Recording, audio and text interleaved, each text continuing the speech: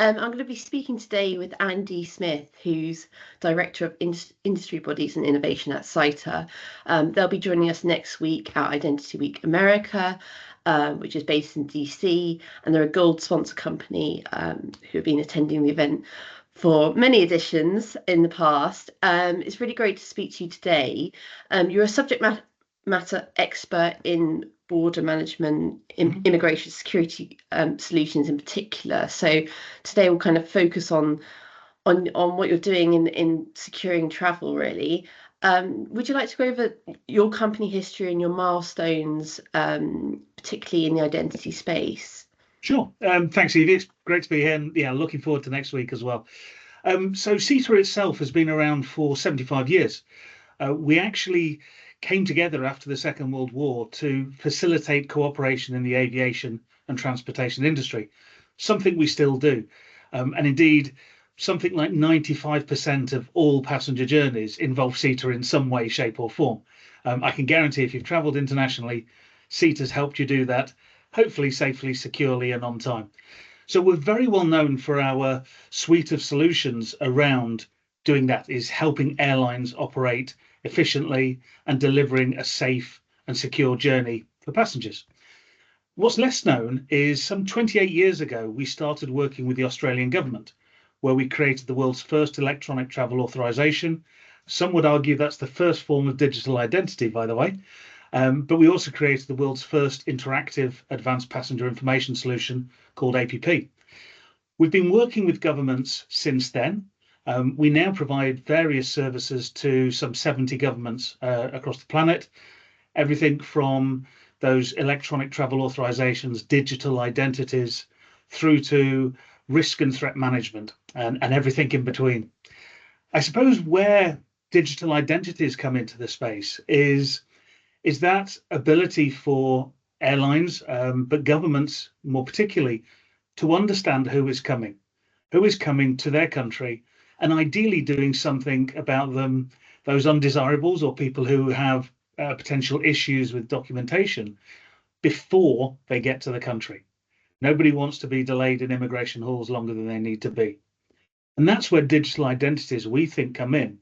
And the ability to do pre-clearance of entities, individuals, before they get on board, when they're still at home effectively, such that journeys aren't disrupted. You're not sort of prevented from entering a country and having to go back. So I think that was one of the milestones 28 years ago. The other one, when we started working with digital copies of passports, was actually about a decade ago, where we got involved and worked with the US government, the CBP, on their biometric boarding, so their traveller verification service, working with, again, airlines and airports to do that biometric boarding experience and also a biometric exit. And in order to do that, we needed things like digital copies of passports on phones, easy to share, and adding the biometrics as well. Brilliant. Thank you for explaining that. And it's really a focus on end-to-end customer journeys, really, from the moment they're checking in to boarding the plane. How do you facilitate that working with partners throughout that journey? Absolutely. Partners are critical. Our industry has to collaborate in order to deliver these solutions. So you're quite right on the end-to-end process. Often people talk about their journey starting in the airport. We would suggest actually the journey starts when you first make that decision to travel. When you're sat at home and you're either told you have to go on a business trip or you're looking to go on a vacation with friends and family or as a tourist. When you start to make that decision, a number of things have to happen. One of the first things is, do you have the right to travel to that country and hopefully to enter? So things like travel declarations, electronic travel authorizations, ETA in Australia, ESTA in the US, ETIAS is coming to the EU, and ETA coming to the UK as well. That travel authorization, potentially a visa as well. There's been a good shift from the old paper-based visas where you had to go to a visa application centre to more e-visas.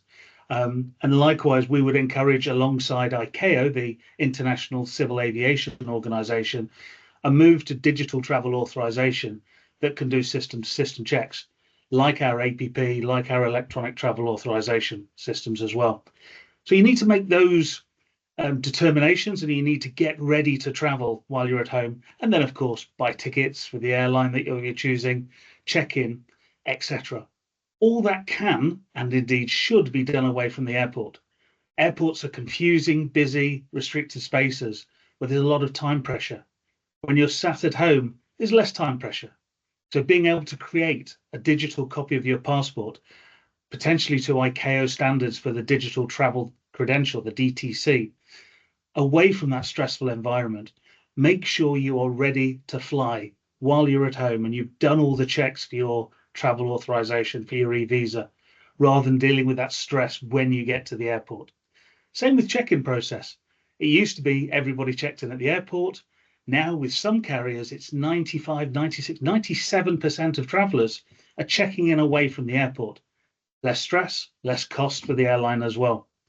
And that's what we want to facilitate, is that seamless, easy experience from when you decide to travel right through to boarding your aircraft. It should be biometrically enabled with you in control. So you decide who you want to share your information with, and then you can walk through the process safely, seamlessly, and who knows, perhaps even enjoyably as well. Fraud is always advancing. How do you at SITA kind of acknowledge this and obviously balance that with the AI capabilities of biometrics? It's always a balance. So where do you see the fraud landscape really going? I think there's obviously is a lot of concern around fraud, and I think it goes hand in glove with privacy. And I think what we've seen recently is a much more focused approach to put the traveler in control of their data. So rather than these big honeypots of biometric databases that the industry seems to be moving away from, putting that data, that information in your hand, in your smartphone, creating a digital travel credential to the ICAO standards, so the highest possible level of identity assurance, with the security of biometrics and one-to-one matching from the information in your passport to you using your smartphone. And the algorithms for that have just massively improved over time.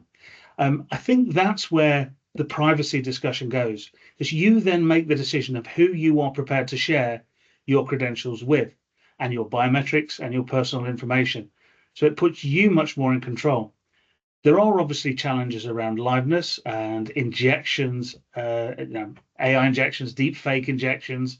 And that's why we believe that there should always be that interaction, that human interaction.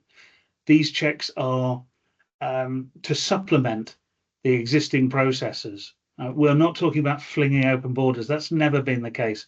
We're not talking about no human intervention between when you arrive at the airport and when you board the aircraft.